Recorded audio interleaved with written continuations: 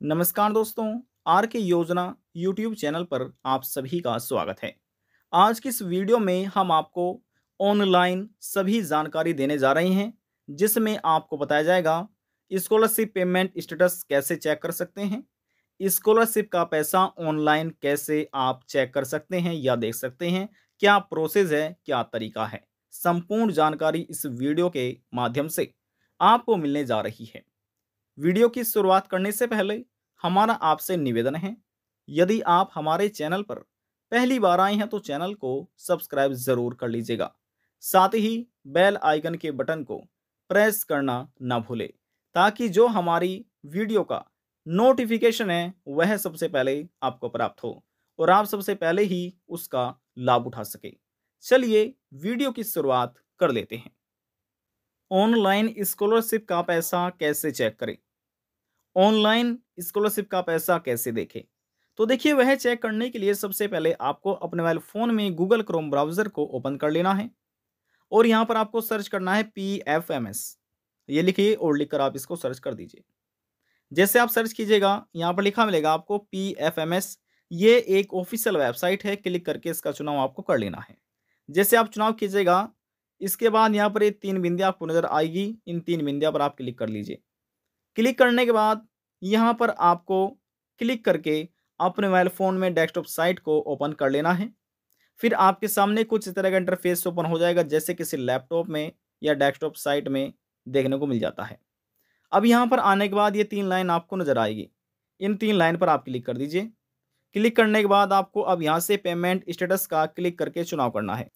देखिए, यहाँ पर लिखा है पेमेंट स्टेटस, ये लिखा हुआ है, यहाँ पर आप क्लिक कर दीजिए और क्लिक करने के बाद ये सभी ऑप्शन आपके सामने ओपन हो जाएंगे। इसमें से डीबीटी स्टेटस ट्रैकर का एक ऑप्शन है, यहाँ पर आप क्लिक कीजिए और इसका चुनाव कीजिए। जैसे हमने चुनाव किया और हमारे सामने एक अलग इंटरफेस ओपन हो चुका है। अब यहाँ से क्लिक करके आपको कैटेगरी का चुनाव करना है। अब देखिए, जो विद्यार्थी हैं अपना स्कॉलरशिप का पैसा चेक करना चाहते हैं PFMS के पोर्टल के माध्यम से, तो उनको एनी अदर एक्सटर्नल साइट लिखा है ना, एनी अदर एक्सटर्नल सिस्टम का यहाँ पर क्लिक करके चुनाव करना है। देखिए, यहाँ पर हमने चुनाव कर लिया है, कैटेगरी हमारी लिख के आ चुकी है एनी अदर एक्सटर्नल सिस्टम। अब यहाँ पर हम डीबीटी स्टेटस देखना चाहते हैं पेमेंट का, तो देखिए ये ऑटोमेटिक यहाँ पर क्लिक है, आपको चेक कर लेना है और इसके बाद जो भी आपकी पेंशन का एप्लीकेशन आईडी नंबर है या आप रजिस्ट्रेशन संख्या भी इसको बोल सकते हैं, इस बॉक्स में आपको अपनी रजिस्ट्रेशन नंबर दर्ज करना है। जो आपके स्कॉलरशिप का फॉर्म होगा वहाँ पर आपको लिखा मिल जाएगा, जब आपने अप्लाई किया होगा ऑनलाइन, तो वही आपका रजिस्ट्रेशन संख्या है और वही नंबर यहाँ पर आपको दर्ज करना है इस बॉक्स में। और आपकी फ़ोन की स्क्रीन पर जो ये इस प्रकार से कुछ वर्ड वेरिफिकेशन कोड दिए गए होंगे, आपको इस बॉक्स में दर्ज कर लेना है।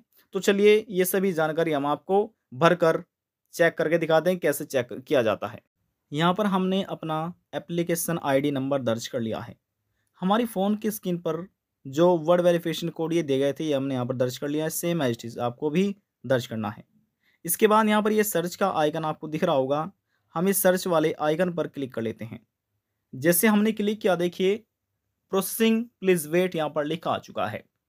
यदि जानकारी हमारी सही होगी तो हमारे सामने अगला पेज ओपन हो जाएगा। और देखिए, कभी कभी ऐसा भी होता है कि ये वेबसाइट बहुत ही बिजी रहती है, तो आपका स्टेटस ओपन होने में समय भी लग सकता है, या फिर आपको दोबारा से ट्राई इसको कर लेना है यदि आपके सामने इसी तरह से प्रोसेसिंग में रहता है और अगला पेज ओपन नहीं होता। तो देखिए, अभी ये प्रोसेसिंग में है, तो हम भी थोड़ा सा कुछ वेट यहाँ पर कर लेते हैं। देखिए, हमारे सामने अगला पेज ओपन हो चुका है। अब यहाँ से हम इसको स्क्रॉल डाउन कर लेते हैं। सिक्योरिटी पर्पज से जो पर्सनल इन्फॉर्मेशन है उसको हमने हाइड किया हुआ है, तो ध्यानपूर्वक आपको समझना है। जैसे यहाँ पर हम स्क्रॉल डाउन कर लेते हैं, देखिए सबसे पहले यहाँ पर लिखा मिल जाएगा आपको पेमेंट डिटेल। कभी कभी ऐसा होता है कि विभाग की तरफ से कुछ एरर आ जाता है, जिसकी वजह से आपको रिजेक्ट पे लिखा यहाँ पर मिल सकता है। जैसे कि इन लाभार्थी की 27 जनवरी 2025 में स्कॉलरशिप रिजेक्ट हो गई थी। अब इसमें क्या कारण था, तो यहाँ पर देखिए ये कारण इसमें बताया गया है, मैंडेटरी फेल्ड वैल्यू मिसिंग। तो यहाँ पर ये इसमें बताया गया है और दोबारा से फिर ये एरर को ठीक कर लिया गया है। और एरर ठीक करने के बाद जो स्कॉलरशिप की राशि थी, पेमेंट थी, वे बैंक खाते में ट्रांसफ़र की गई है।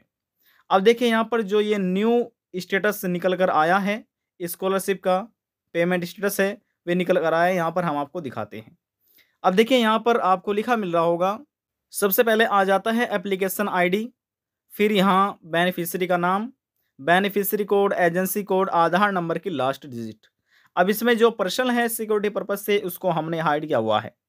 अब देखिए यहाँ पर देखिए ये यहाँ पर लिखा है यूपी, यानी कि ये एक उत्तर प्रदेश के बेनिफिशियरी मतलब लाभार्थी हैं जिनको यहाँ पर स्कीम का लाभ दिया गया है। स्कीम का नाम है pre matric scholarship state scheme. देखिए यहाँ पर लिखा हुआ है, पढ़ सकते हैं पर्पज नेम में, pre matric scholarship state scheme, और यहाँ पर 215 ये इस स्कॉलरशिप का कोड है, और यूपी का मतलब आप समझ गए होंगे कि उत्तर प्रदेश की ये स्कॉलरशिप योजना है। अब उत्तर प्रदेश में आधार बेस्ड पेमेंट सरकार करती है, ना कि अकाउंट बेस्ड। हालांकि पहले किया जाता था, लेकिन अब इसको बंद कर दिया गया है। अब सभी को आधार बेस्ड सरकार पेमेंट करती है। तो यदि आपके बैंक खाते से आधार कार्ड लिंक नहीं होगा, आपका एनपीसीआई मैपिंग नहीं होगा, डीबीटी आपको चालू नहीं होगा, तो आपको स्कॉलरशिप का पैसा नहीं मिलेगा। तो कृपया करके यदि आपका ये कार्य अधूरा है तो बैंक में जाकर अपने बैंक खाते से आधार कार्ड लिंक करा सकते हैं। देखिए इसको बोला जाता है NPCI, national payment corporation of India, या बोल सकते हैं डीबीटी, डायरेक्ट बेनिफिट ट्रांसफर, ये स्कीम है। तो डीबीटी के माध्यम से ही सरकार अब पेमेंट करती है, आधार बेस्ड कह सकते हैं, डीबीटी बेस्ड कह सकते हैं। जिसका भी ये कार्य अधूरा है, अपनी ब्रांच में आपको जाना है, वहां से पूरा होगा, जिसमें बैंक की पासबुक की डिटेल, आधार कार्ड की इंफॉर्मेशन ये मांगी जाएगी। तो इससे आप अपना ये कार्य पूरा कर सकते हैं। देखिए इन जो ये व्यक्ति हैं, विद्यार्थी हैं, इनको स्कॉलरशिप का पैसा जो है यहाँ पर देखिए लिखा हुआ है 2250 रुपये, यहाँ पर अमाउंट लिखी हुई है। और प्रक्रिया जो पहली थी वह 28 जनवरी से शुरू हो चुकी थी। दूसरी प्रक्रिया पूरी हो गई थी 28 जनवरी को, approved by agency fund status में लिखा हुआ है। ये 29 जनवरी को पूरा हो चुका था। उसके बाद जो राजकोष अधिकारी हैं उनके साइन किए गए थे, ट्रेजरी साइन 29 जैन 2025, देखिए यहाँ पर लिखा हुआ है।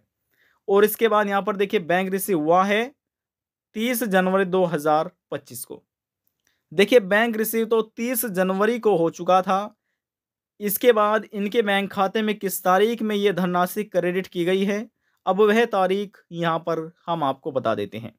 अब देखिए यहाँ पर लिखा हुआ है bank transaction date 31/1/2025, credit date है 31/1/2025, यानी कि 31 जनवरी 2025 को इन जो विद्यार्थी हैं इनको ये धनराशि प्राप्त हो चुकी है, इनके बैंक खाते में क्रेडिट हो चुकी है। आपका स्कॉलरशिप का पैसा किस तारीख में आपके बैंक खाते में क्रेडिट किया गया है, आपको स्कॉलरशिप का पैसा मिला है या नहीं मिला, या पेंडिंग में ही है, तो आप इसी प्रकार से आप भी अपना पीएफएमएस के माध्यम से, जो पीएफएमएस की ऑफिशियल वेबसाइट है उसके माध्यम से ऑनलाइन अपना पेंशन पेमेंट स्टेटस देख सकते हैं। कैसे देखा जाता है वह तरीका हमने यहाँ पर आपको बता दिया है। आज की जानकारी में बस इतना ही। यदि आपको हमारी दी हुई जानकारी पसंद आई तो वीडियो को जरूर लाइक कर दीजिएगा। आपके एक लाइक से हमें बहुत ज़्यादा मोटिवेशन मिलता है। लास्ट में निवेदन यही करेंगे, चैनल को सब्सक्राइब और साथ ही बेल आइकन के बटन को प्रेस करना ना भूलें। अब हम आपसे मिलते हैं नेक्स्ट वीडियो में एक और नई जानकारी के साथ। तब तक के लिए जय हिंद, जय भारत।